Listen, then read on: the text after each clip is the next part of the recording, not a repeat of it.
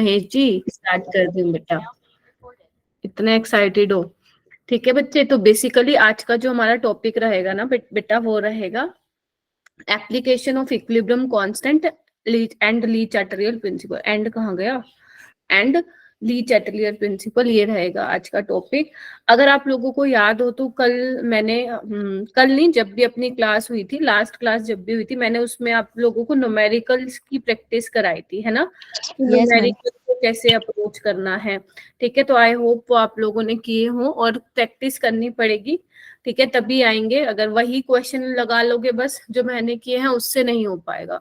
जो आपके नीट में आए हुए हैं उसको लगाओ और बाकी क्वेश्चंस लगाओ, एनसीईआरटी से क्वेश्चंस लगाओ, बहुत अच्छे अच्छे हैं। राइट बेटा? उसके बाद ना हमारा एक और टाइप के न्यूमेरिकल आते हैं, डिग्री ऑफ डिसोसिएशन वाले। डिग्री ऑफ डिसोसिएशन वाले, ये वाला मैंने नहीं करवाया था क्योंकि टाइम हो गया था। गुड इवनिंग, क्योंकि टाइम हो गया था अपनी क्लास का, तो मुझे क्लास लीव करनी पड़ी थी। तो ये टॉपिक पेंडिंग है अभी स्टिल अपना। राइट?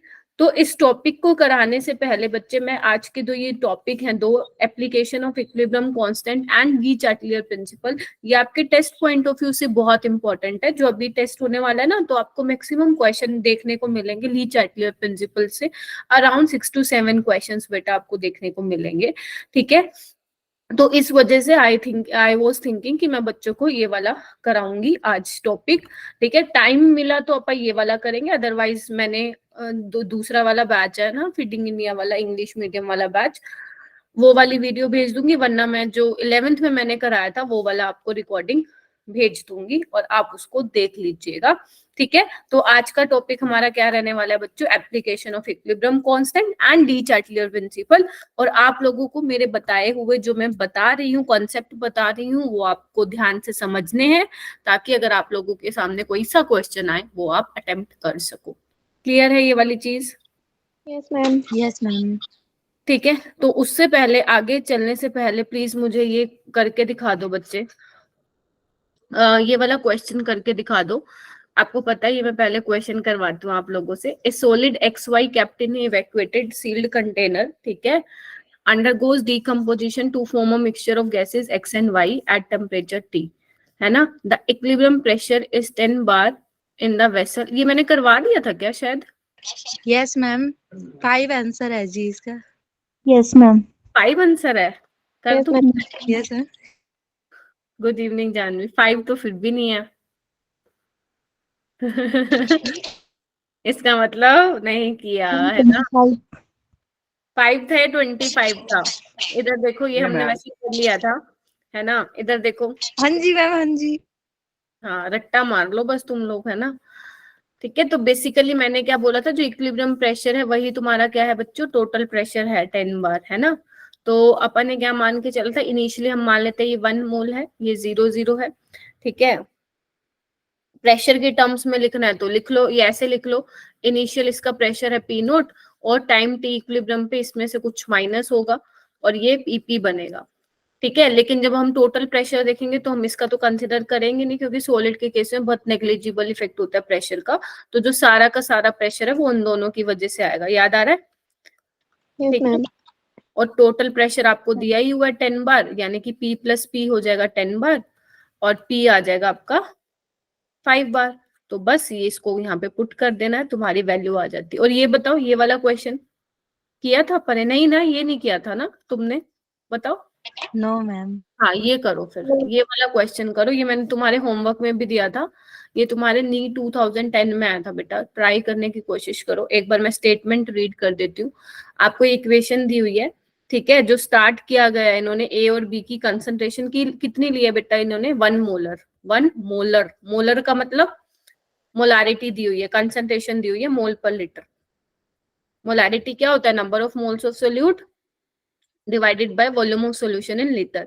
ठीक है, फिर वो कह रहे हैं व्हेन इक्विलिब्रियम इज रीच, जब इक्विलिब्रियम आ गया है तो डी की जो कंसंट्रेशन हमें मिली एट इक्विलिब्रियम पे, वो कितनी मिली बच्चा? 0.25। yes, 0.25 molar, and you have to find out the value for the equilibrium constant. ठीक है, निकालो।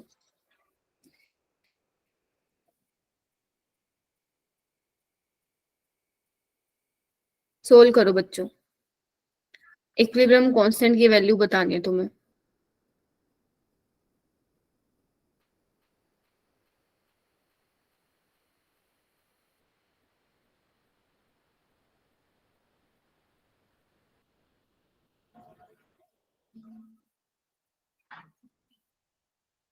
ओके, जानवी ने आई गेस कर लिया था, बी आ रहा है जानवी का, ठीक है। ओके, बाकी स्टूडेंट्स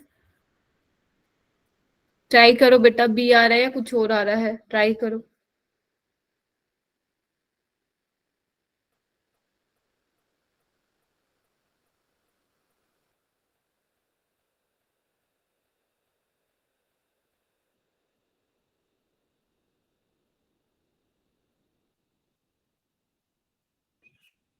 बी आ रहा है, ओके, बी आ रहा है सबका।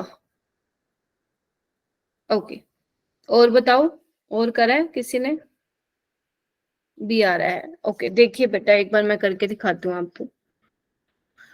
ये देखो,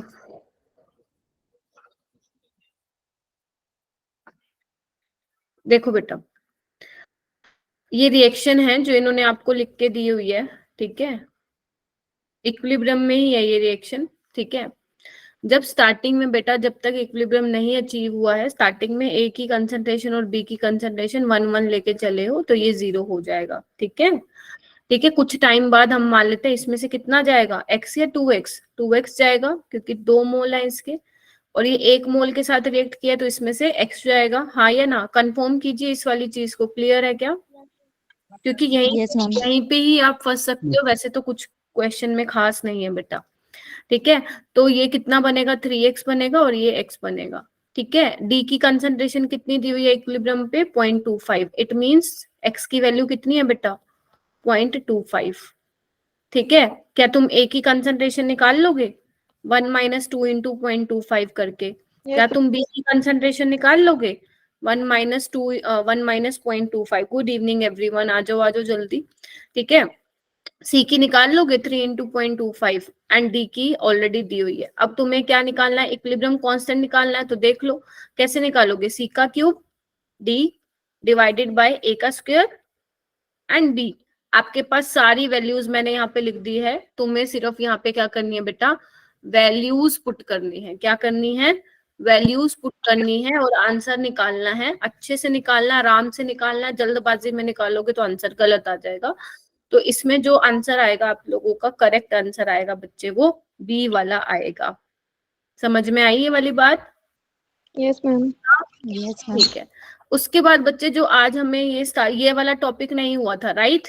ये वाला नहीं हुआ था ना, हाँ। No, ma'am. तो अब मेरी बात ध्यान से सुनना बच्चे, application of equilibrium constant, degree of dissociation वाला, हाँ, डिग्री ऑफ डिसोसिएशन वाला जो टॉपिक है वो अभी अपना स्टिल पेंडिंग है, बट ये मैं इसलिए करा रही हूँ, आज का जो टॉपिक है सुन लो, क्योंकि इससे क्वेश्चन तुम्हारे पेपर में आए हुए हैं, तो मैं नहीं चाहती कि तुम्हारे वो पेपर में मार्क्स कट जाए।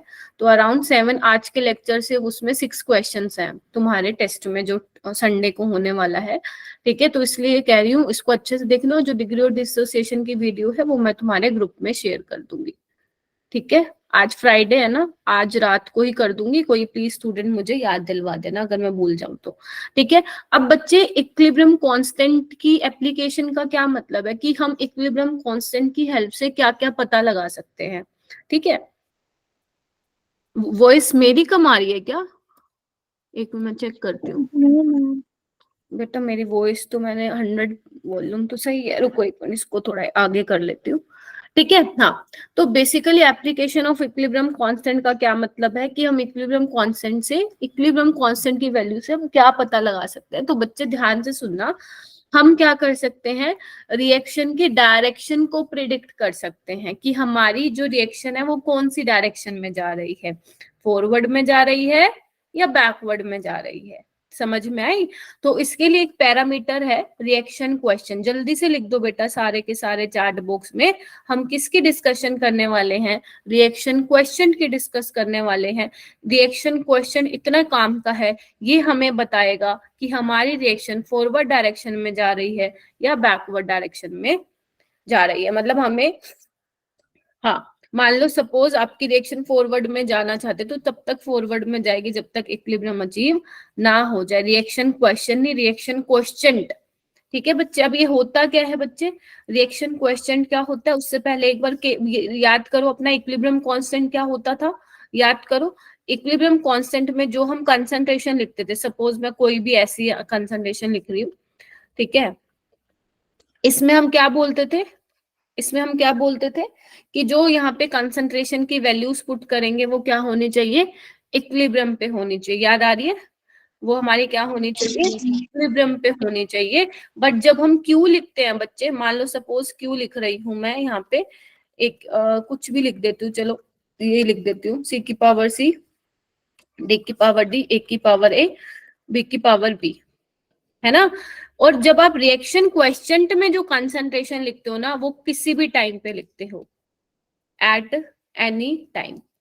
समझ आ गई, मतलब मान लो सपोज आपकी रिएक्शन चल रही है, तब तक हो सकता है आपका इक्विलिब्रियम ना भी आए हो। तो मान लो आपकी रिएक्शन को स्टार्ट हुए 5 मिनट हो गए और आप देखना चाहते हो आपकी प्रोडक्ट या रिएक्टेंट की कंसंट्रेशन कितनी है, तो वो वैल्यूज आप यहाँ पे पुट कर सकते हो। मतलब किसी भी टाइम पे आप यहाँ पे कंसंट्रेशन पुट कर सकते हो, लेकिन इक्विलिब्रियम कांस्टेंट जब आप लिखते हो तो सिर्फ कौन सी कंसंट्रेशन की वैल्यूज पुट करते हो बच्चे, इक्विलिब्रियम वाली पुट करते हो। क्लियर हुई सारी चीज, ठीक है। तो देखो इधर यही सेम चीज लिखी हुई है, देखो इधर थ्योरी में, देखो थ्योरी में यही लिखी हुई है कि at each point in a reaction, ठीक है, कोई भी टाइम उठा लो तुम, at each point we can write a ratio of concentration term having the same form as the equilibrium constant expression. Expression बिल्कुल वही आएगा, प्रोडक्ट की कंसंट्रेशन ऊपर लिखोगे, रिएक्टेंट के नीचे लिखोगे, सिर्फ और सिर्फ एक ही फर्क है कि इसमें आप इक्विलिब्रियम पे कंसंट्रेशन लिखते थे, इस पे आप कि कोई भी अंटशंट कंसंट्रेशन की वैल्यू पुट कर सकते हो। क्यों पढ़ रहे हैं मैम ये, क्योंकि ये हमें हेल्प करेगा रिएक्शन की डायरेक्शन बताने में। समझ में आई, चलिए इधर देखो, इधर देखो जो ये रिएक्शन क्वेश्चन है, इधर देखो ये तुम्हें ग्राफ दिखाई दे रहा है सबको, ये ग्राफ दिखाई दे रहा है नीचे, इधर आओ। रिएक्शन को जब मैं टाइम के साथ प्लॉट करूँ तो देखो टाइम के साथ वेरिएबल है, मतलब टाइम के साथ इंक्रीज करो, ये देखो ये आ गया इक्विलिब्रियम पॉइंट, ठीक है। यानी कि इसका मतलब क्या हुआ, देखो reaction question is a variable quantity with time, it helps in predicting the direction of A reaction. ये हमें रिएक्शन, अभी मैंने जस्ट बोला रिएक्शन प्रिडिक्ट करने में हेल्प करता है। मैम कैसे करता है ये तो बताओ। देखो बच्चे, अगर मान लो आपकी रिएक्शन चल रही है, ठीक है, रिएक्शन चल रही है, ठीक है, अभी तक उसमें इक्विलिब्रियम नहीं आया, रिएक्शन चल रही है, आपका मन हुआ मैम मैं तो क्यों निकालूंगा, ध्यान से सुन लो क्या बोल रही हूँ मैं, मैम मैं तो क्यों निकालूंगी या निकालूंगा, ठीक है भाई निकाल ले, ठीक है। आपने क्या करा, वैल्यू पुट करने की वैल्यू रखी इसमें, ठीक है। आपको रिएक्शन में केसी की वैल्यू दी जाएगी, है ना, क्वेश्चन में मान लो क्वेश्चन है उसमें केसी की वैल्यू दी हुई है, क्यू की वैल्यू तुमने निकाली। गुड इवनिंग अपेक्षा, गुड इवनिंग एवरीवन। तो आपको पता चला जो आपने क्यू निकाला है, मान लो आपका मन किया 5 मिनट में आपने चेक करने की कोशिश की कितनी कंसंट्रेशन है, तो पता चला आपको ये मिला जो केसी की वैल्यू आपको क्वेश्चन में गिवन थी और जो क्यू आपने निकाला है, क्यू की वैल्यू बड़ी आ गई केसी से। समझ में आई मैं क्या बोल रही हूँ, क्यू की वैल्यू क्या आई, बड़ी आ गई। इसका मतलब क्या हुआ, जब Q केसी से भी ज्यादा हो जाएगा, इट मींस वो रिएक्शन कहाँ जा रही होगी, बैकवर्ड डायरेक्शन जा रही होगी, और तब तक जाएगी जब तक इक्विलिब्रियम अचीव ना हो जाए, तब तक जाएगी जब तक इक्विलिब्रियम अचीव ना हो जाए, रीच ना हो जाए, ठीक है। ये चीज आप लोगों को क्या करनी है बच्चे, याद रखनी है, बहुत इंपॉर्टेंट है जो मैं आपको बता रही हूँ। यानी कि अगर रिएक्शन क्वेश्चन की वैल्यू बड़ी आ गई केसी से, इसका मतलब जो आपने रिएक्शन देख रहे हो वो अब कौन सी डायरेक्शन में जाएगी, बैकवर्ड डायरेक्शन में जाएगी, और तब तक जाएगी जब तक इक्विलिब्रियम ना आ जाए। अब इक्विलिब्रियम क्या था, rate of forward is equal to rate of backward. और एक चीज अपने माइंड में ये ध्यान रखना, इक्विलिब्रियम जब तुम कहते हो ना इक्विलिब्रियम आ गया, हो सकता है बच्चे इक्विलिब्रियम कब आया हो, जब रिएक्टेंट से एकदम प्रोडक्ट बन रहा हो, प्रोडक्ट की कंसंट्रेशन बहुत ज्यादा हो, तब इक्विलिब्रियम आ गया हो। समझ आ रही है तुम लोगों को मैं क्या बोल रही हूँ।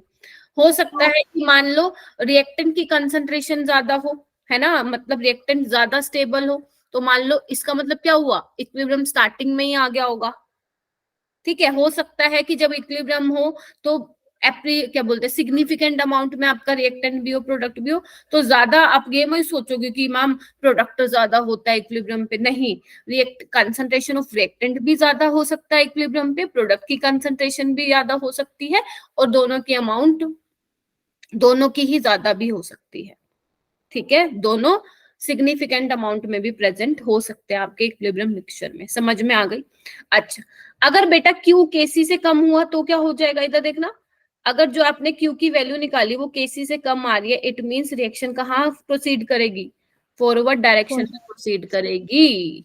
ठीक है, क्योंकि उसका केसी बड़ा है ना, तो केसी बड़ा है तो मतलब भैया वो तो फॉरवर्ड डायरेक्शन में चलेगी, और तब तक चलेगी जब तक इक्विलिब्रियम ना आ जाए। ध्यान रखना, इक्विलिब्रियम पे जो रिएक्टेंट और कंसंट्रेशन ऑफ रिएक्टेंट और प्रोडक्ट है वो क्या रहती है, कांस्टेंट रहती है, टाइम के साथ चेंज नहीं होता। वो हो सकता है कंसंट्रेशन आपकी प्रोडक्ट की ज्यादा हो, रिएक्टेंट की कम हो, मानते हो ना इस बात को, और प्रोडक्ट की कंसंट्रेशन ज्यादा होगी तो मतलब क्या होगा, इक्विलिब्रियम केसी की वैल्यू ज्यादा होगी। अगर मान लो क्यू और केसी की वैल्यू सेम आ जाए तो क्या होगा, इसका मतलब रिएक्शन किस पे है, इक्विलिब्रियम पे है। क्या ये तीनों पॉइंट मेरे बच्चों को क्लियर हो गए? Yes, ma'am. Yes, ma'am. अभी सुनो, एक काम करो, चैट बॉक्स में भी लिख दो, लिखना चाहते हो तो Q is greater than KC, then reaction will proceed in backward direction. When Q is less than KC, reaction will proceed in forward. और जब Q KC के बराबर होगा तो भैया हमारी रिएक्शन क्या है, इक्विलिब्रियम में है। ठीक है, अब देखो, ये तो मैंने शायद आप लोगों को पहली वाली क्लास में बताया था कि अगर मान लो इक्विलिब्रियम कांस्टेंट की वैल्यू ज्यादा है तो प्रोडक्ट की कंसंट्रेशन ज्यादा होगी, अगर इसकी वैल्यू कम है तो प्रोडक्ट की कंसंट्रेशन कम होगी। बताया था ना? Yes, ma'am. बताया था. यही लिखा हुआ है। अब देखो इसमें मैंने ये भी लिख दिया, कब होगी, कितनी वैल्यू होनी चाहिए कि इक्विलिब्रियम की, जब हम ये बोल सकते हैं कि प्रोडक्ट की कंसंट्रेशन क्या होगी, ज्यादा होगी। तो देखो जब आपकी इक्विलिब्रियम कांस्टेंट की वैल्यू 10⁻³ से ज्यादा होती है तो आपकी प्रोडक्ट की कंसंट्रेशन बहुत ज्यादा होती है। इसका मतलब प्रोडक्ट, इसका मतलब इक्विलिब्रियम मिक्सचर पे ज्यादा किसकी कंसंट्रेशन होगी, प्रोडक्ट की। तो हम कंसंट्रेशन ऑफ रिएक्टेंट को नेग्लेक्ट विद कर सकते हैं विद रिस्पेक्ट टू प्रोडक्ट। इसका मतलब ये है इस रिएक्शन में हमारा जो प्रोडक्ट होगा वो ज्यादा फेवरेबल होगा, और जो इक्विलिब्रियम का झुकाव होगा वो ज्यादा कहाँ पे होगा, फॉरवर्ड डायरेक्शन में होगा। समझ में आई? When concentration of product is greater than concentration of reactant. और जब के की वैल्यू 10⁻³ से कम होगी तो रिएक्टेंट की कंसंट्रेशन ज्यादा होगी, यानी कि इक्विलिब्रियम का झुकाव रिएक्टेंट की साइड ज्यादा होगा, यानी कि कहाँ जाएगा इक्विलिब्रियम आपका, मोर कहाँ सबसे ज्यादा कहाँ होगा आपका, बैकवर्ड डायरेक्शन में होगा। समझ रहे हो? ठीक है, ध्यान रखना इस चीज का। तो कंसंट्रेशन ऑफ रिएक्टेंट ज्यादा होगी। अगर मान लो वैल्यू इन दोनों के बीच में हुई तो उस टाइम पे एक क्या बोला मैंने, इक्विलिब्रियम मिक्सचर में आपका रिएक्टेंट भी होगा अच्छी खासी अमाउंट में एंड प्रोडक्ट भी होगा। ये 3-4 चीजें क्लियर हो गई। जिसका माइक अनम्यूट है प्लीज म्यूट कर लो। हाँ, क्लियर हो गई ये 2-3 बातें बच्चों? Yes, ma'am. अगर क्लियर होगी तो एक ये क्वेश्चन ma'am. करके दिखा दो बेटा मेरे को, जल्दी से एक ये क्वेश्चन करके दिखा दो। फॉर द रिएक्शन ऑफ, ये आपको कोई रिएक्शन दी हुई है, आपको केपी दिया हुआ है बेटा इसका। If NOBr two are mixed at this temperature having partial pressure 0.5 0.4 0.2 atm respectively, will Br2 be consumed or formed? ये आपको बताना है बेटा, बताओ बताओ बच्चों क्या होगा।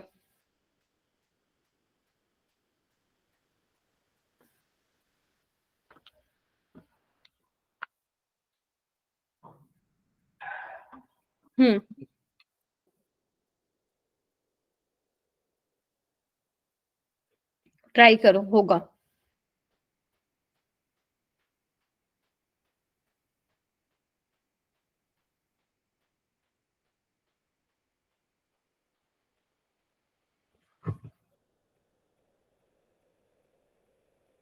हाँ जी बच्चों, लग रहा है कुछ? क्या निकालना पड़ेगा? जब भी बेटा ऐसा क्वेश्चन आए ना कि ये कंज्यूम हो गया या कौन सी डायरेक्शन में जाएगा, तो समझ लेना वहां पे रिएक्शन क्वेश्चन पिक्चर में आने वाला है, ये आपको निकालना पड़ेगा। इसकी वैल्यू केपी से कंपेयर करो और देखो कि रिएक्शन बैकवर्ड में जाएगी या फॉरवर्ड में जाएगी। अपेक्षा ने ऑलरेडी हैंड रेज कर लिया है, मैं चाह रही हूँ कि मेरे बाकी बच्चे भी हैंड रेज करें। जानवी से कि मैम BR2 विल कंज्यूम, अच्छा कंज्यूम होगा, क्या अपेक्षा तुम भी यही कह रही हो? कंज्यूम का मतलब समझ गए ना तुम लोग, खत्म होगा, है ना? Yes ma'am. तो देखिए बच्चों, सबसे पहले तो हम क्यू निकालेंगे। क्यू क्या होगा बच्चों? NO, प्रेशर दिया हुआ है ना, प्रेशर, हाँ प्रेशर दिया हुआ है तो हाँ। कंसंट्रेशन ये देखोगे, हाँ, partial pressure of NO, partial pressure of Br2 P half BR। और पार्शियल प्रेशर ऑफ NOBR। एक बार चेक करो ये कितना आ रहा है। पार्शियल प्रेशर ऑफ NO आपको दिया हुआ है 0.4, Br2 दिया हुआ है 0.2 का, अंडर द रूट हो जाएगा, और ये दिया हुआ आपको बेटा 0.5। इसको सोल्व करने आता है, √2 क्या होता है? 1.414 होता है। अब 1.4 ले लेना, यस फिर सोल्व करने के बाद बताओ कितना आ रहा है बच्चों? मैम 0.35। 0.35। Yes ma'am. सबका इतना आ रहा है क्या? क्योंकि मैंने जब ये क्लास में लिया तो 1 पॉइंट समथिंग कह रहे थे बच्चे। ठीक है, आप ये वैल्यू निकालना, इस क्यू की वैल्यू जो है केपी से बड़ी आएगी, समझ आ गई? जो रिएक्शन क्वेश्चन की वैल्यू वो केपी से ज्यादा आएगी, और जब रिएक्शन क्वेश्चन की वैल्यू केपी से ज्यादा आता है मतलब reaction will proceed in backward direction, reactant की कंसंट्रेशन ज्यादा होगी और वहीं पे इक्विलिब्रियम आपको मिलेगा। ठीक है, जब तक इक्विलिब्रियम ना आ जाए तब तक जाएगी वो बैकवर्ड में। तो बैकवर्ड में जाने का क्या मतलब है बेटा? इधर देखना, बैकवर्ड में जाने का ये मतलब है कि Br2 तो खत्म हो रहा होगा ना, तभी ये बन रहा होगा, मतलब Br2 इसके साथ रिएक्ट करके ही बनाएगा। ठीक है, मतलब जितना, और इक्विलिब्रियम, और तब तक जाएगी बच्चे बैकवर्ड में जब तक इक्विलिब्रियम नहीं आ जाएगा। मतलब कहने का क्या मतलब है, जितना ये बनाएगा NOBR ये बनाएगा उतना ही ये वापस ये बना देगा। ठीक है, ओके। तो यानी कि Br2 क्या हो रहा है? कंज्यूम हो रहा है। Br2 क्या हो रहा है बच्चे? कंज्यूम हो रहा है, ध्यान रखना मेरे बेटा। ठीक है, चलिए यहाँ पे लिख देती हूँ मैं, Br2 कंज्यूम हो रहा है। ठीक है, चलो उसके बाद आते हैं तुम्हारा अच्छा ये बताओ, how many of you read this topic? किसने पढ़ा हुआ है ये टॉपिक, ली चार्टलियर प्रिंसिपल? एक बार हैंड रेज करना, किसने ली चार्टलियर प्रिंसिपल अपने स्कूल में या सेल्फ स्टडी या कहीं से भी पढ़ा हो, मुझे बताओ एक बार, किसी ने पढ़ा हुआ है ये? भाई तुम्हारे पेपर आने वाला है, पेपर में क्या करके आओगे तुम लोगों ने ये टॉपिक नहीं पढ़े हुए भाई? जानवी ने पढ़ा हुआ है, तुम लोगों ने 11th की है कि नहीं की? पहले तो आज मेरे को ये बताओ, स्कूल जाते हो? यस मैम, रोज यस मैम। फिर अच्छा, स्कूल में ये टॉपिक नहीं हुआ? हुआ है मैम, पर समझ में नहीं आया था। अच्छा, तुमने ये बोलो तुम, मैम हमने समझने की कोशिश नहीं की क्या? जब नो टीचर ने मैम, पढ़ाया था, क्या जब टीचर ने पढ़ाया था और तुम्हें थोड़ा समझ नहीं आता, क्या घर पे तुमने खुद पढ़ने की कोशिश की? अनिरुद्ध यस कह रहे मैम। मैम चैप्टर ही नहीं पढ़ा। वाओ, अरे चैप्टर तो भाई कर पढ़ना होना चाहिए भाई, ये तो चैप्टर भाई वेटेज है बेटा। अच्छा, केमिस्ट्री टीचर नहीं है? अच्छा, और क्या क्या प्रॉब्लम है मुझे बताओ? केमिस्ट्री टीचर नहीं है जानवी के, अनिरुद्ध ने चैप्टर ही नहीं पढ़ा है। अच्छा चलो ठीक है, आओ मैं पढ़ाती हूँ, फिर इधर आओ, चलो आओ। देखो बच्चों, आपको ना मैं एक चीज बता रही हूँ बेटा, जिनका एम है, जिनका गोल है डॉक्टर बनना, डॉक्टर हमें सिर्फ उसलिए नहीं बनना कि हम पैसे कमाएंगे इससे, डॉक्टर हमें इसलिए बनना है क्योंकि हमें क्या करना है? हेल्प करना है ना? हमें हेल्प यस मैम। आगे लोगों की हेल्प करनी है। ठीक है, तो जिसका एम ही डॉक्टर बनना है, जिसको ये है कि मेरे को तो करना ही है ये ही बनना, कुछ नहीं, जो मतलब इसके लिए मेहनत कर रहा है, कहने अब ये नहीं कि रात को सो गए एक सपना आया कि चलो डॉक्टर बनते हैं और सुबह उठ के हाँ डॉक्टर बनना, चलो ले ली कोचिंग, ऐसे नहीं, ऐसे नहीं। वो जुनून होना चाहिए आप लोगों में, डीमोटिवेशन नहीं होनी चाहिए कि और ये नहीं हो रहा हमसे, ये नहीं हो रहा, नहीं। एक नीट का एस्पिरेंट ये एक्सक्यूजेस नहीं देता है। ठीक है, तो जो मेहनत कर रहा है और जो मेहनत करना चाहता है, जो पढ़ना चाहता है, किसी वजह से वो पढ़ नहीं पा रहा था, ठीक है, जो सच में अपने सपनों को पूरा करना चाहता है, तो बच्चे एक बात मेरी ध्यान से सुन लो, 11th अपना स्ट्रोंग कर लो। ठीक है, आपको पता है जैसे आप अभी अवंती में आए तो बहुत ज्यादा चैप्टर तो नहीं हो पाए, ज्यादा से ज्यादा लगा लो 3 या 4, है ना, हुए होंगे आपके क्लासेस में। तो जब जब आप लोगों के ग्रेड 11 के एग्जाम्स कंप्लीट हो जाएंगे, ओवर हो जाएंगे, तब आपको पता है मैंने आप लोगों को बिटली शीट प्रोवाइड की हुई है मेरी, जो मैं 11th क्लास, जो मेरी दिल्ली वाली क्लास में मैं लेती हूँ। ठीक है, उनका वो कंप्लीट हो गया सिलेबस। ठीक है, शिवानी मैम एंड खुशी मैम ने भी ऐसे ही कर रखा होगा, अगर नहीं कर रखा तो उनसे ले लेना। ठीक है, तो वहां पे डिटेल में चैप्टर्स हैं। क्या है बच्चों? डिटेल में चैप्टर्स हैं। और मेरे बच्चों, अगर आप चाहते हो नीट में एक अच्छा रैंक टारगेट करना ना, तो आज मुझसे प्रॉमिस करो, जब तुम मुझसे 12th में पढ़ोगे ना, तो मैं आप लोगों को 4 से 5 चैप्टर बता रही हूँ। जब तुम मुझे 12th में मिलो ना, मुझे सारे बच्चे कहो यस मैम वो वाले चैप्टर हमने पढ़ लिए, क्वेश्चन लगा लिए, जो आपने सब कुछ करवाया हुआ है ना उसमें हमने सब कर दिया। और वो चैप्टर कौन कौन से हैं? Chemical bonding, equilibrium, GOC, GOC समझ गए ना, जनरल ऑर्गेनिक केमिस्ट्री, और हाइड्रोकार्बन। ये 4 चैप्टर, बस मैं ये कह रही हूँ, बस मेरे बच्चों ये जरूर करके आना मेरे पास 12th में। ठीक है, कि यस मैम ये चैप्टर हम करके आए हैं, इसके हमने 200 200 300 क्वेश्चन लगा लिए। चलो मान लो 200 300 क्वेश्चन नहीं भी लगा रहे, सिर्फ एनसीईआरटी के और नीट के प्रीवियस ईयर लगा लेना, और जो मैंने लेक्चर लिए हैं उसमें क्लास में जो जो मैंने क्वेश्चन कराए हैं, बस वो प्लीज ये वाली मेरी बात मान लेना। अगर तुम्हारा सपना बड़ा है तो मेहनत भी बेटा बहुत करनी पड़ेगी, मेहनत भी बहुत करनी पड़ेगी, और इसके लिए जुट जाओ बस दिन रात। ठीक है, चलिए Yes. Yes, तो मैं ma'am. इरेज कर दे रही हूँ, आप प्लीज लिख लेना ये। ठीक है, अब सुनो, ली चैटलियर प्रिंसिपल होता क्या है। तुम्हें याद है एक बात मैंने तुम्हें बताया था जब अपनी स्टार्टिंग की क्लास थी मेरे बच्चों, मैंने तुम्हें कहा था कि इक्विलिब्रियम, एक बार इक्विलिब्रियम की स्टेट अचीव हो गई तो उस टाइम पे आपका प्रेशर हो गया, टेम्परेचर हो गया, कलर हो गया, डेंसिटी हो गया, कंसंट्रेशन हो गई, वो चेंज नहीं होती है टाइम के साथ। बताया था मैंने। Yes, sir. लेकिन अगर तुम हो शैतान बच्चे, तुम तो कहोगे मैम हम तो छेड़खानी करेंगे इक्विलिब्रियम के साथ, हम तो छेड़खानी करेंगे इक्विलिब्रियम के साथ।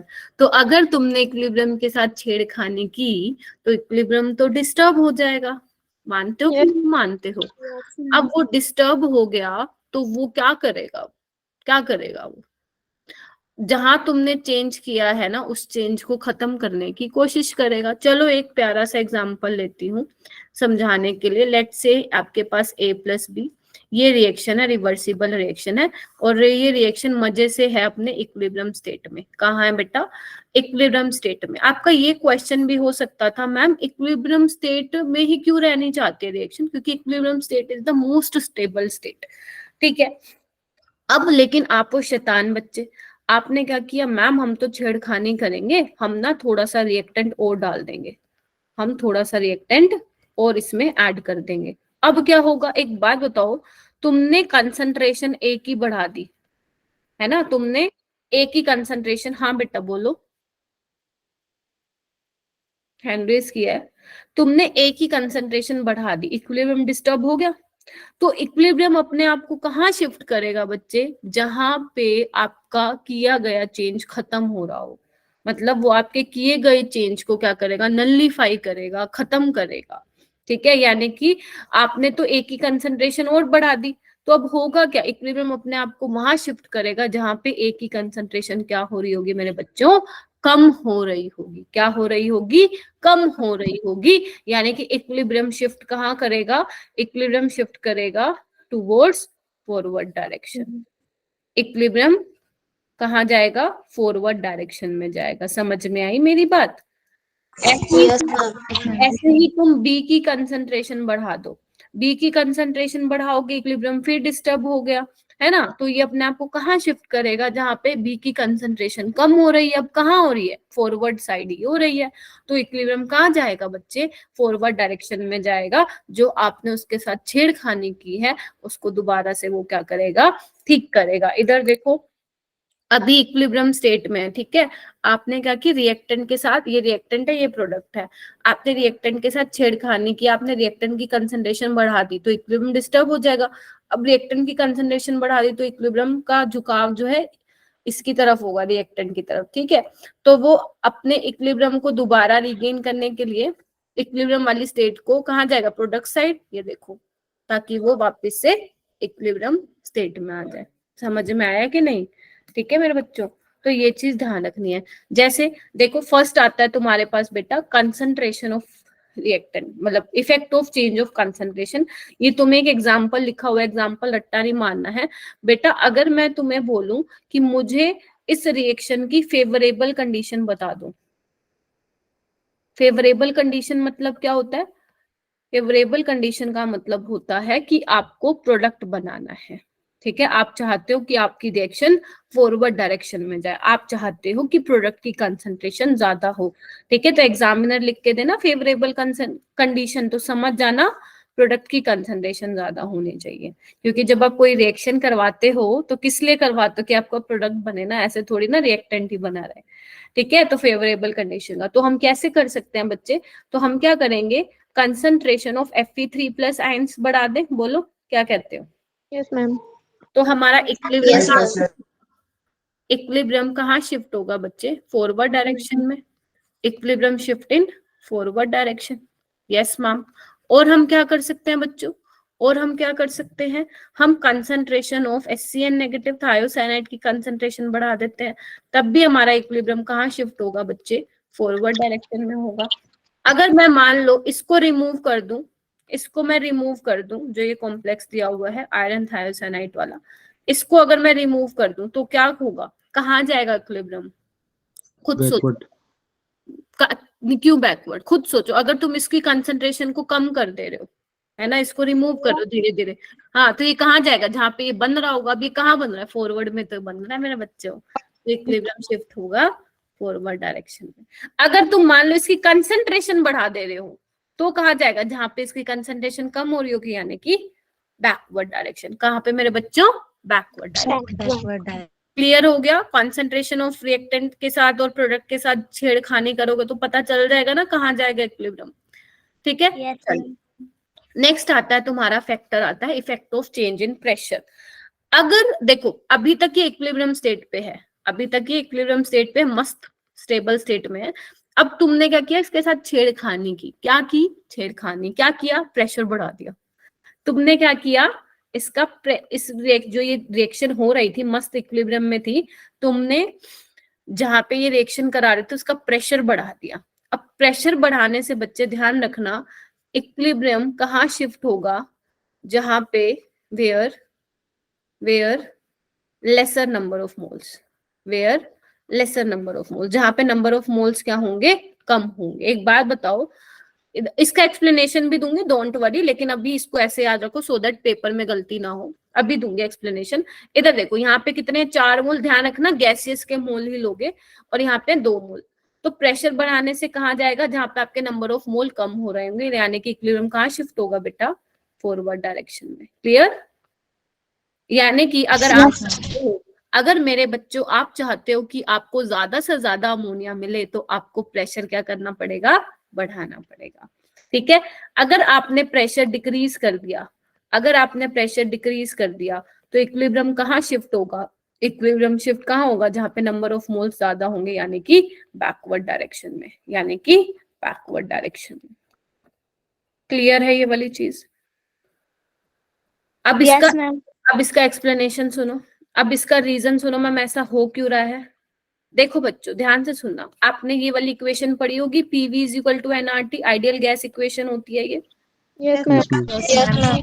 ठीक है। आइडियल गैस इक्वेशन है, P प्रेशर है गैस का, V वॉल्यूम है, N नंबर ऑफ मोल है, R gas constant, T temperature. एक बात बताओ, अगर R कांस्टेंट है, एक कांस्टेंट टेम्परेचर पे रिएक्शन करा रहे हो, तो मैं बोल सकती हूँ pressure is directly proportional to number of moles.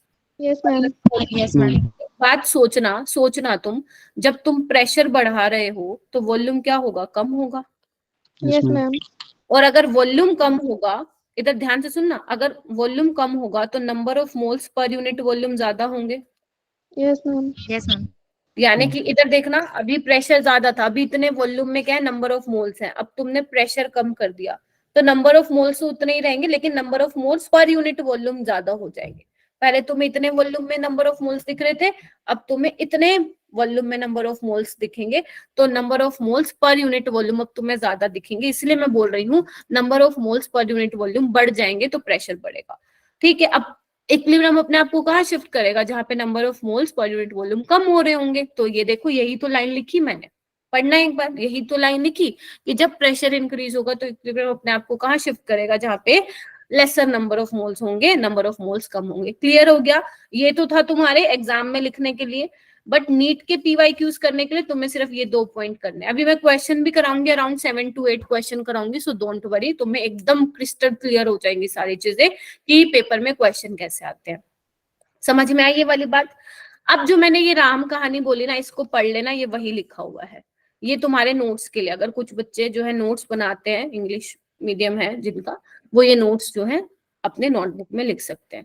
ठीक है, अच्छा, जैसे ये तुम मुझे बताओगे, ये देखो, अगर मैं बोलूं बेटा मेरे पास एक ही रिएक्शन है, ठीक है, अगर मैं बोलूं कि अगर मैं प्रेशर बढ़ा रही हूं, तो प्रेशर बढ़ाने से बस मुझे ये बता दो कि मेरा इक्विलिब्रियम कौन सी डायरेक्शन में जाएगा बच्चों? Forward direction. फॉरवर्ड में क्यों जाएगा? कुछ भी रट्टा मार रहे हो क्या कि यहाँ प्रेशर इंक्रीज था तो फॉरवर्ड में गया?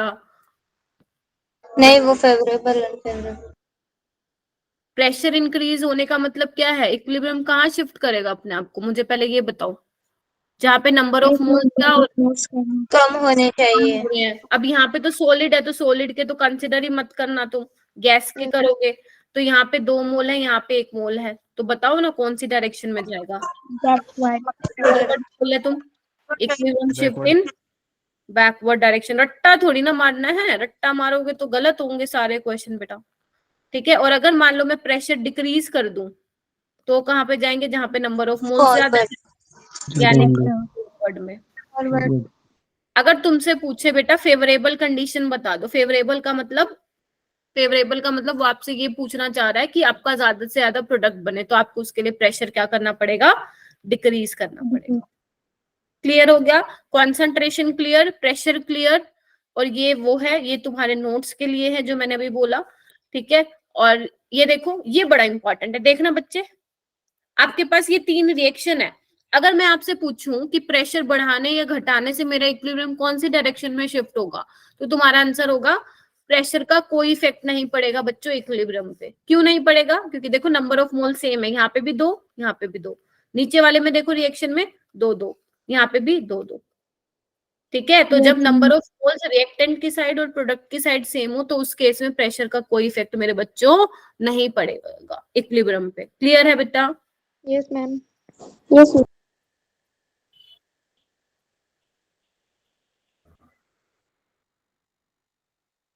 ठीक है, ओके, अब आ जाओ effect of temperature. Effect of temperature देखो, ये इंपॉर्टेंट है, यहाँ पे थोड़ा कंफ्यूजन हो सकता है आपको। ठीक है, ओके,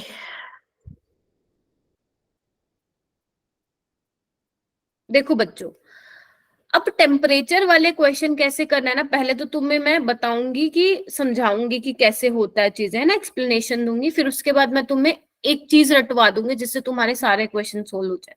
ठीक है, चल, अब तुम्हें क्या करना है ना बच्चे, जब भी तुम्हारे पास ली चैटलियर का क्वेश्चन आ रहा है ना, तो सबसे पहले ये दिख लेना कि तुम्हें वहां पे ना एंथैल्पी क्या दी हुई है, delta is change in enthalpy, मतलब उसकी वैल्यू क्या दे रखी है, नेगेटिव दे रखी है या पॉजिटिव दे रखी है। अगर तो नेगेटिव दे रखी है तुम्हारी रिएक्शन एक्सोथर्मिक होगी, अगर डेल्टा एच पॉजिटिव दे रखा है तो क्या होगी? एंडोथर्मिक होगी। ठीक है, तो होगा क्या, इधर ध्यान से सुनना, बहुत ध्यान से, बड़ा प्यारा सा कॉन्सेप्ट है, ध्यान से सुनना। अभी बेटा ध्यान से देखना, अगर मैं ये रिएक्शन की बात करूं तो इसका डेल्टा एच का आपको वैल्यू नहीं रटनी, आपको सिर्फ ये देख के बताओ मुझे नेगेटिव दी हुई है पॉजिटिव। नेगेटिव इसका मतलब डेल्टा एच नेगेटिव का मतलब क्या हुआ मेरे बच्चों कि ये रिएक्शन फॉरवर्ड डायरेक्शन में ऐसी है, एक्सोथर्मिक है। क्या है? एक्सो, क्योंकि एक्सो का मतलब क्या होता है? डेल्टा एच नेगेटिव है, हीट रिलीज हो रही है। और बैकवर्ड में क्या होगा? ऑटोमेटिकली एंडो होगा। पहले ये बताओ, ये क्लियर है? एक बार अपने आप को म्यूट Yes, कर लो। ma'am. हाँ, अपना Yes, ma'am. अपने आप को अनम्यूट करके रख ही देते हो। ठीक है, अब ध्यान से सुनना मैं यहाँ पे क्या बता रही हूँ। बेटा एक बात देखना, अगर तुम्हारे पास ये रिएक्शन है, अभी वो इक्विलिब्रियम में चल रही है मस्त, अगर तुमने इसका रिएक्शन का टेम्परेचर बढ़ा दिया, एक बात बताओ, कोई रिएक्शन हो रही है, मान लो एक तुम्हारे पास कंटेनर है, उसमें ये रिएक्शन चल रही है, मस्त मजे से चल रही है, ऊपर से बंद है, इक्विलिब्रियम तभी आएगा, लेकिन तुमने उसका टेम्परेचर बढ़ा दिया। टेम्परेचर बढ़ाने का क्या हुआ? मतलब कि तुमने उसको हीट प्रोवाइड कर दी, यही मतलब हुआ। Yes, तुमने ma'am. उसको हीट दे दी, तुमने उसको कहीं से हीट दे दी, लेकिन ये रिएक्शन मिक्सचर में तो ऑलरेडी हीट बाहर निकल रही है ना। जैसे इधर आओ, मैं अपना एग्जांपल लेती हूँ। ठीक है, मान लो मैं अभी इक्विलिब्रियम में हूँ और मेरी जो रिएक्शन है, मतलब वो हीट रिलीज हो रही है, राइट, हीट निकल रही है ऑलरेडी।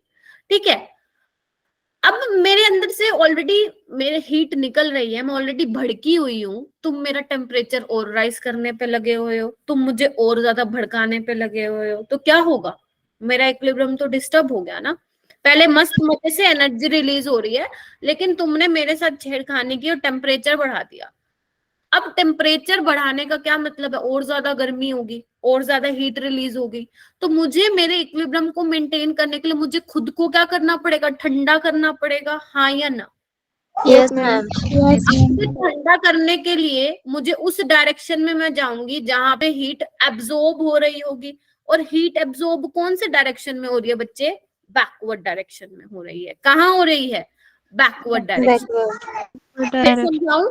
पहले ही ऑलरेडी हीट रिलीज हो रही है, तुम और ज्यादा उसका टेम्परेचर बढ़ा दे रहे हो, वो कहेगा भैया पहले ही इतनी हीट निकल रही है, तुम मेरे को चाहिए नहीं हीट, तुम मेरे को जबरदस्ती हीट दे रहे हो। अब तुम जबरदस्ती हीट दे रहे हो, वो हो जाएगा गुस्सा और वो कहेगा भैया मुझे ठंडा होने की जरूरत है। तो वो वहां जाएगा, कौन? इक्विलिब्रियम वहां शिफ्ट होगा जहां पे उसको ठंडक मिल रही हो, मतलब जहां पे हीट एब्जॉर्ब हो रही हो, यानी कि बैकवर्ड डायरेक्शन में। तो टेम्परेचर इंक्रीज करने से मेरे बच्चों ध्यान रखना, जो इक्विलिब्रियम शिफ्ट होता है वो किस डायरेक्शन में शिफ्ट होता है? एंडोथर्मिक रिएक्शन वाली डायरेक्शन में शिफ्ट होता है। और एंडोथर्मिक रिएक्शन इस वाली इक्वेशन के लिए कहाँ है? बैकवर्ड डायरेक्शन में। यानी कि इस इक्वेशन के लिए आपका इक्विलिब्रियम शिफ्ट होगा बैकवर्ड डायरेक्शन में, अगर तुम टेम्परेचर को क्या कर देते हो बच्चों? बढ़ा देते हो। ठीक है, अगर टेम्परेचर मान लो तुम कम कर देते हो, अब सोचना, एक बार बताओ, तुमने फ्रिज में रख दिया इसको, जो कंटेनर में चल रही थी रिएक्शन, तुमने उसको फ्रिज में रख दिया, अब क्या होगा? वो अच्छा वाला हीट रिलीज कर रहा था, तुमने उसको ठंडा कर दिया, इक्विलिब्रियम डिस्टर्ब। तो अब इक्विलिब्रियम कहाँ शिफ्ट होगा? जहां पे उसको हीट रिलीज हो रही होगी, यानी और कहाँ हो रही है हीट? फॉरवर्ड में। फॉरवर्ड में यानी कि इक्विलिब्रियम करेगा अपने आप को एक्सोथर्मिक डायरेक्शन, जहां पे एक्सोथर्मिक रिएक्शन हो रही है जिस डायरेक्शन में, वहां यानी कि फॉरवर्ड में। क्लियर हुई ये बातें? Yes, ma'am. अब तुम्हें पेपर के लिए कैसे करना है, ध्यान से सुनना। अगर तुम्हारा लीच एटलियर का क्वेश्चन है, वहां से तुम्हें टेम्परेचर का पूछ रखा, बस ये पता लगा लेना कि तुम्हारी रिएक्शन फॉरवर्ड में एक्सो है या एंडो है। जो फॉरवर्ड में होगा उससे उल्टा बैकवर्ड में होगा। और ध्यान रखना, अगर टेम्परेचर बढ़ाओगे तुम्हारी रिएक्शन एंडो वाली डायरेक्शन में जाएगी। अब वो एंडो वाली हो सकती है बैकवर्ड में हो या फॉरवर्ड में हो, एज सिंपल एज दैट। बस ये याद रखना, हमेशा टेम्परेचर बढ़ाने से एंडोथर्मिक में जाने वाली है, और टेम्परेचर अगर कम होगा तो एक्सोथर्मिक वाली में जाएगा। अब देख लेना एक्सोथर्मिक कहाँ है, बैकवर्ड में या फॉरवर्ड में, उसके अकॉर्डिंग इक्विलिब्रियम शिफ्ट हो जाएगा। ठीक है, यस मैम। चलो अभी क्वेश्चन भी करेंगे, देखो क्वेश्चन भी है, पहले समझ लो चीजों को। उसके बाद है बच्चे, एक और आता है तुम्हारा factor, addition of inert material. बेटा इनर्ट मटेरियल क्या होता है? इनर्ट का मतलब होता है लेस रिएक्टिव, या तो रिएक्ट करेगा ही नहीं, और करेगा तो बहुत ही ना के बराबर, मतलब उसकी रिएक्टिविटी बहुत कम होगी। जैसे आपका मान लो N2 है, ये इनर्ट आपकी गैस है। जैसे आपका हीलियम हो गया, नोबल गैस है, इनर्ट हो गया, ये रिएक्ट नहीं करेंगे। नियोन हो गया, ठीक है। अब क्या होगा मैम, अगर हम इसको हमारी रिएक्शन में डाल देंगे तो क्या फर्क पड़ेगा? तो बच्चे ध्यान से सुनना मेरी बात। अगर मान लो, इधर देखो बेटा, addition of inert material, addition of inert material at constant pressure, at constant pressure, एक सेकंड पहले कांस्टेंट वॉल्यूम का बताती हूँ, वो इजी रहेगा तुम लोगों के लिए। इधर देखो, एट कांस्टेंट वॉल्यूम, अगर मान लो बेटा ये थोड़ा थर्मोडायनेमिक्स से रिलेटेड है, अगर थर्मोडायनेमिक पढ़ा है तो बहुत अच्छी बात है, थर्मोडायनेमिक्स नहीं पढ़ा तो अब फिर ध्यान से सुन लो क्या करना है। देखो अब तुमने मान लो जिस कंटेनर में तुम रिएक्शन करा रहे थे उसका वॉल्यूम फिक्स है, उसके वॉल्यूम को तुमने चेंज नहीं कराया, कांस्टेंट वॉल्यूम पे रिएक्शन करा रहे हो और उसमें इनर्ट मटेरियल ऐड कर दे, कहीं से भी किया तुमने, एक होल किया, छेद किया और उसके अंदर से गैस पास करा दी, ठीक है।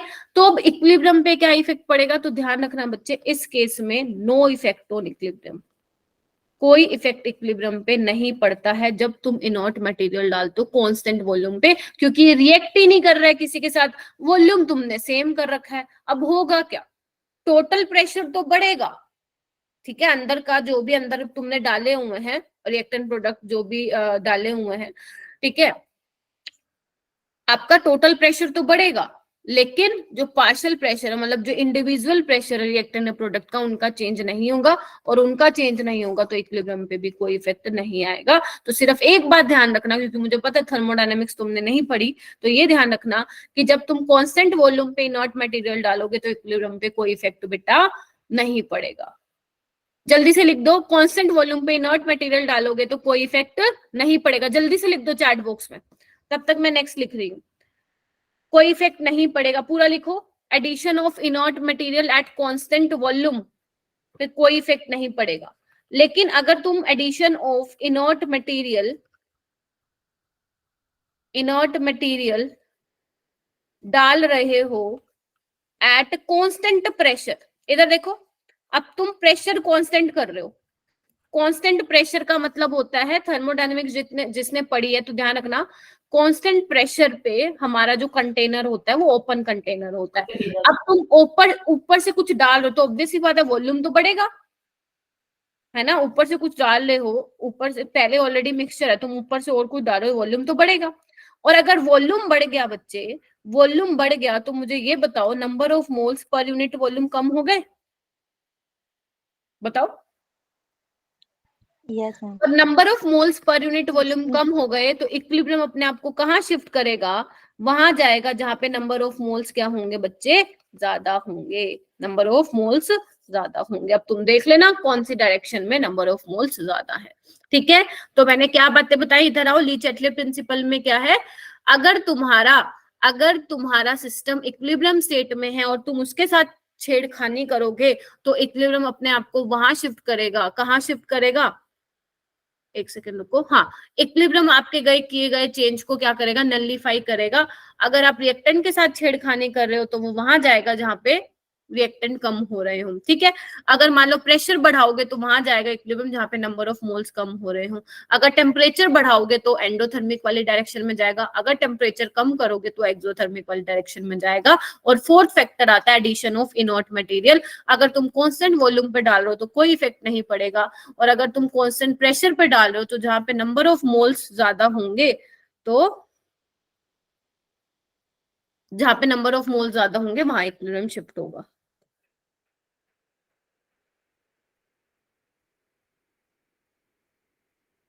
समझ आ गई, चलो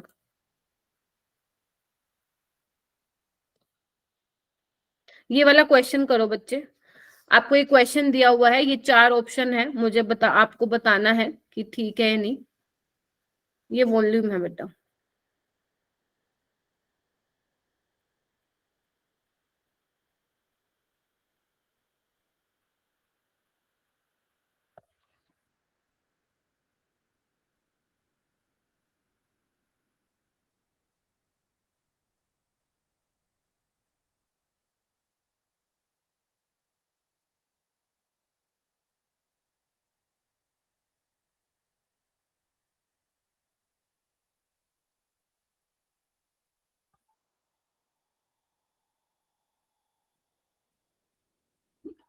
ओके।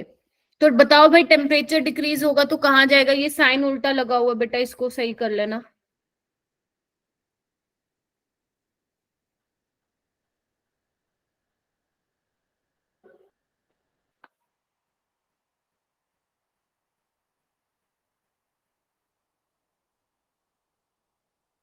बताओ।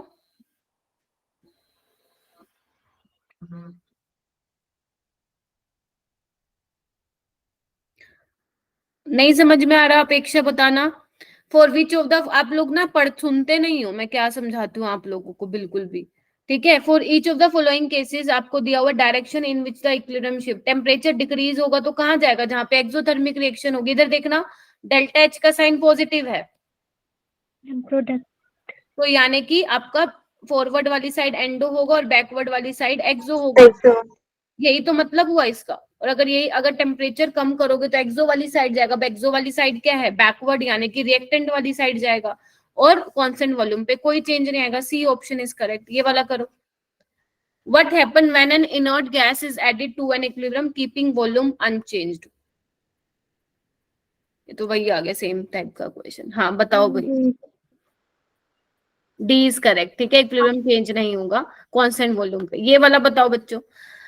इन which of the following reaction and increase in volume, अगर तुम मान लो वॉल्यूम में चेंज कर दे रहे हो, वॉल्यूम बढ़ा दे रहे हो, तो बताओ इनमें से कौन सी रिएक्शन फेवर करेगी, will favour the formation of product. हाँ सेकंड का डी था सिद्रा।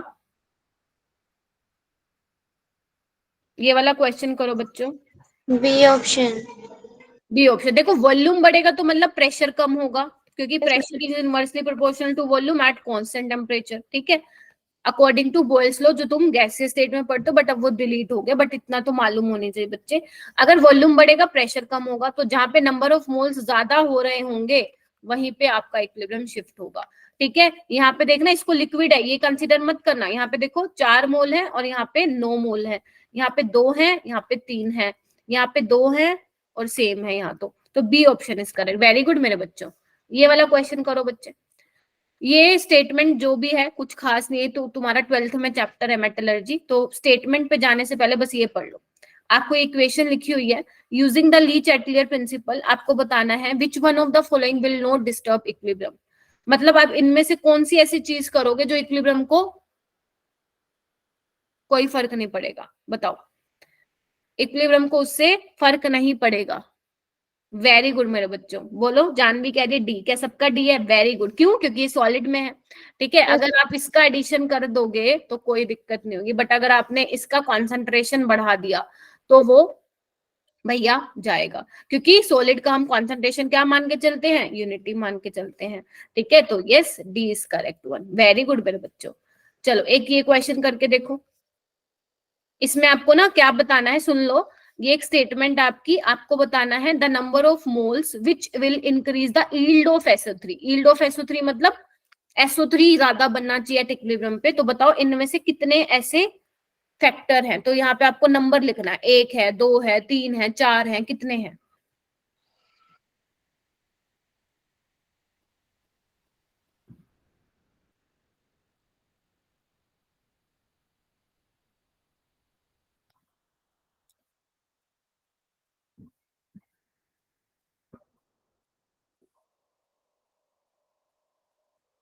क्या रहे बच्चे, कितने आ रहे हैं ऑप्शन? नहीं, आपको ये ऑप्शनल नहीं है, ये आपको बताना है कितने ऐसे फैक्टर हैं।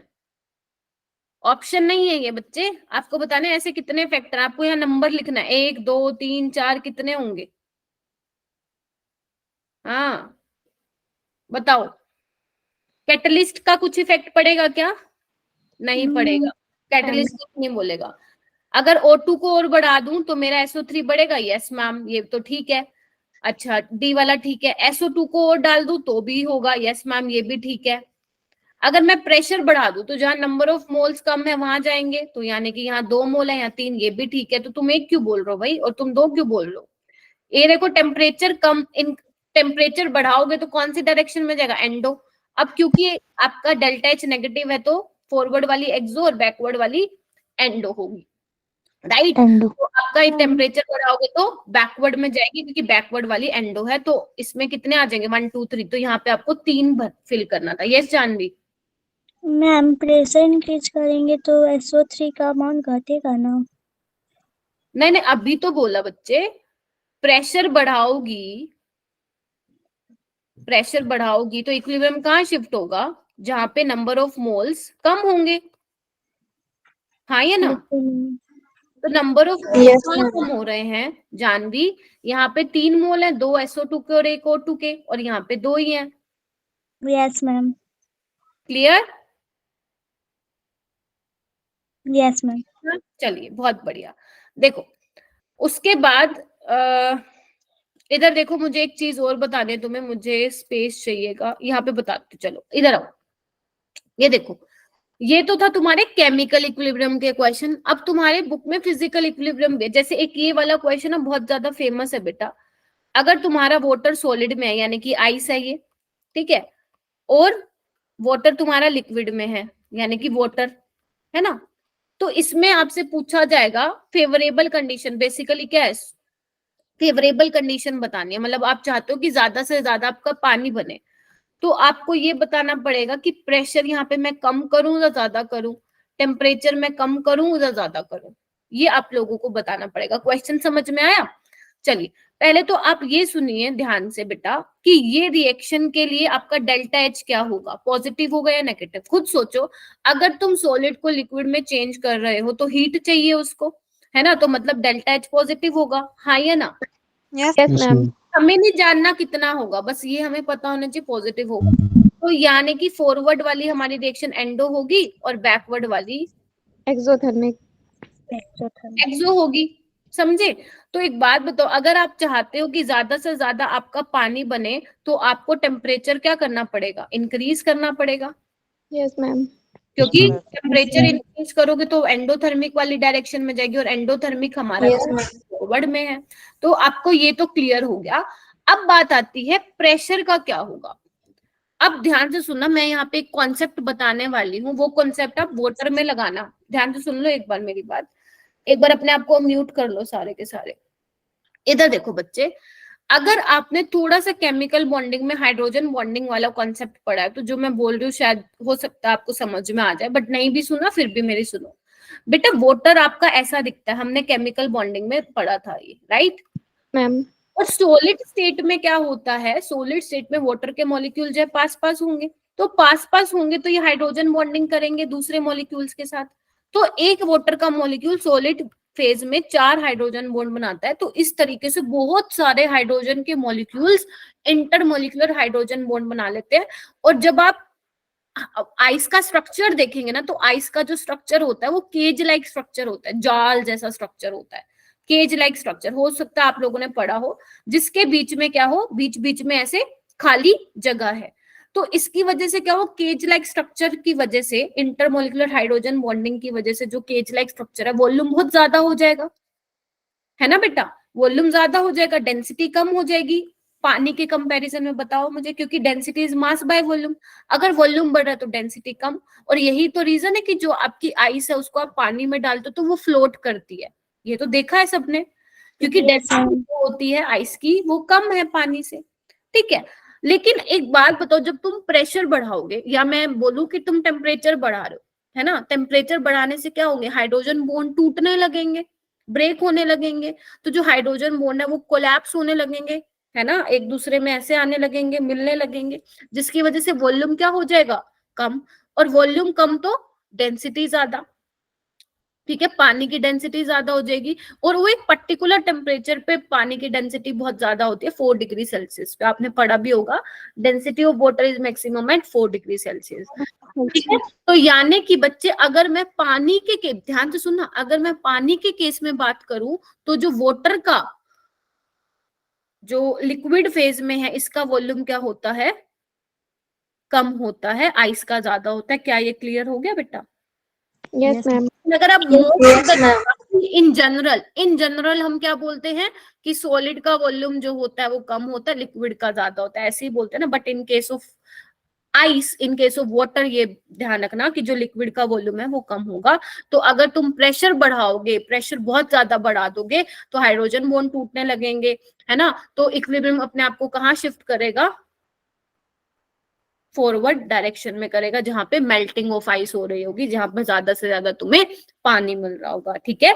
तो प्रेशर और टेम्परेचर बढ़ाने से हमें क्या होगा, इक्विलिब्रियम फॉरवर्ड डायरेक्शन में शिफ्ट करेगा, ज्यादा से ज्यादा पानी मिलेगा। क्लियर हो गया बच्चों ये वाली बात?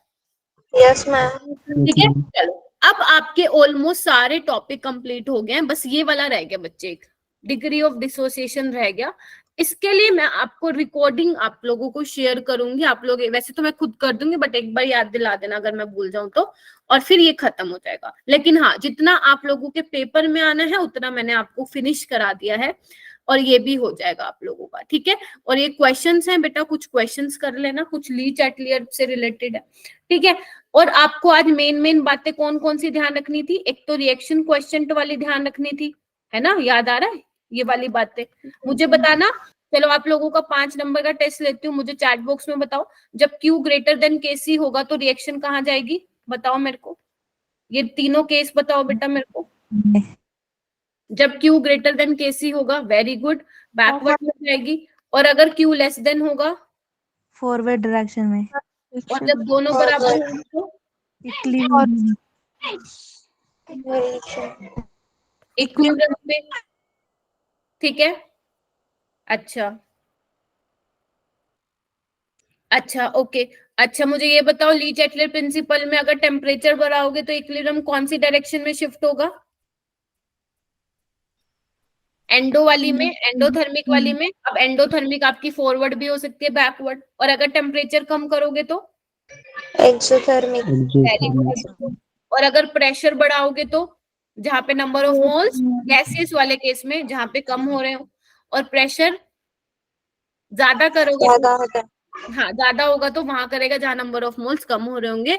तो ये आपका सुपर डुपर इंपॉर्टेंट है। और एक चीज ध्यान रखना मेरे बच्चों, इक्विलिब्रियम कांस्टेंट जो है सिर्फ किस पे डिपेंड करता है? टेम्परेचर पे करता है और mode of representation of reaction. याद करना, वहां से भी क्वेश्चन, मतलब जितना मैंने तुम्हें ये 4 लेक्चर में पढ़ाया ना, यहीं से तुम्हें क्वेश्चन सारे टेस्ट में देखने को मिलेंगे। और मैं चाहती हूँ मेरे बच्चों का टेस्ट बहुत अच्छा हो, ठीक है, ठीक है। तो वेरी बेस्ट। इसका जो थोड़ा सा रह गया वो मैं आपको रिकॉर्डिंग दे दूंगी। एंड आई थिंक ये आप लोगों का